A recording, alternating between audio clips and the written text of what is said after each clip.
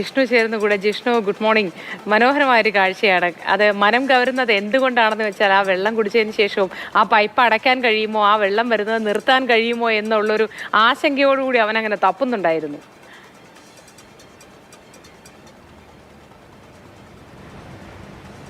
അതെ അതെ, ഡൽഹിയിൽ ഇപ്പോൾ കൊടും ചൂടാണ്. ആ ചൂടിനിടയിലാണ് ഇങ്ങനെ ഒരു ദൃശ്യം നമ്മുടെ കണ്ണിൽപ്പെടുന്നത്.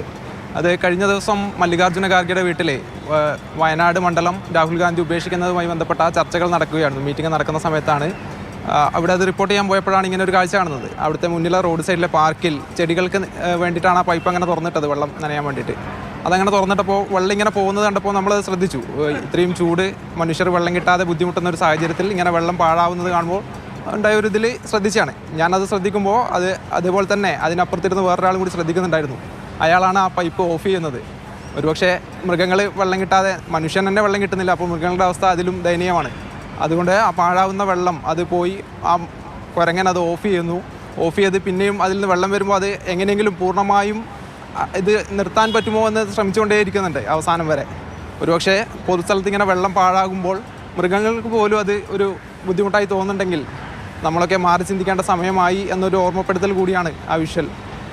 തീർച്ചയായിട്ടും ജിഷ്ണു, നമ്മളൊക്കെ മാറി ചിന്തിക്കേണ്ട സമയമായി എന്നല്ല, മാറി ചിന്തിക്കേണ്ട കാലം എന്നെ അതിക്രമിച്ചിരിക്കുന്നു എന്ന് വേണം പറയാൻ. മൃഗങ്ങൾക്ക് പോലും ആ തിരിച്ചറിവ് ഇപ്പോൾ പോലും എന്ന വാക്കിനവിടെ പ്രസക്തിയെ ഇല്ലാതായി മാറിയിരിക്കുന്നു. മനുഷ്യനേക്കാൾ നന്നായി സ്നേഹിക്കാനും ചേർത്ത് പിടിക്കാനും ഇത്തരം കാര്യങ്ങൾ വേർതിരിവോടെ വകതിരിവോടെയൊക്കെ ചെയ്യാനും മൃഗങ്ങൾ ശീലിക്കുന്നു. ആ കാഴ്ചയും മനോഹരമായി നമ്മൾ പലപ്പോഴും പ്രേക്ഷകരിലേക്ക് എത്തിക്കാറുമുണ്ട്. അതിലൊന്നാണിത്, അല്ലേ ജിഷ്ണു? ജിഷ്ണുവിന് നല്ലൊരു ദിവസം ആശംസിക്കുന്നു. ഏതായാലും മനോഹരമായൊരു കാഴ്ചയായിരുന്നു എന്ന കാര്യത്തിൽ യാതൊരു സംശയമില്ല കേട്ടോ. അതങ്ങനെ അത് അടച്ചിട്ടും വീണ്ടും വെള്ളം പോകുന്നത് കൊണ്ട് കക്ഷിക്ക് വല്ലാത്തൊരു വിഷമം ഇങ്ങനെ ഉള്ളിലുണ്ട്. അത് എങ്ങനെയാ ഒന്ന് അടയ്ക്കുക, കൈകൊണ്ടൊക്കെ ഇങ്ങനെ പൊത്തിപ്പിടിക്കാൻ തപ്പിപ്പിടിക്കാനൊക്കെ നോക്കുന്നുണ്ട്. പക്ഷെ എന്നിട്ടും വെള്ളം പോകുന്നു. മനുഷ്യന് പലപ്പോഴും ഇത് തോന്നാറില്ല എന്നുള്ളതാണ് സത്യം. ഞാൻ ഈ വരൾച്ചയുടെയൊക്കെ കാര്യം പറയുമ്പോൾ എപ്പോഴും പ്രേക്ഷകരുമായി പങ്കുവയ്ക്കാവുന്ന ഒരു കാര്യമാണ്, നമ്മൾ ഈ ടാപ്പൊക്കെ ഒരു തവണ തുറന്നു കഴിഞ്ഞാൽ അത് പിന്നീട് നമ്മുടെ ഉപയോഗം കഴിഞ്ഞ ശേഷം മാത്രം പൂട്ടുന്ന ഒരവസ്ഥയാണ് പലപ്പോഴും കാണുക. ആവശ്യത്തിന് മാത്രം അത് തുറന്ന് ഉപയോഗിക്കുന്ന ഒരു വകതിരിവിലേക്ക് പല മനുഷ്യരും ഇപ്പോഴും എത്തിയിട്ടില്ലാത്ത ഈ സന്ദർഭത്തിലാണ് അങ്ങനെ ഒരാളുടെ കയ്യിൽ നിന്ന് ഇങ്ങനെ ഒരു ഇടപെടൽ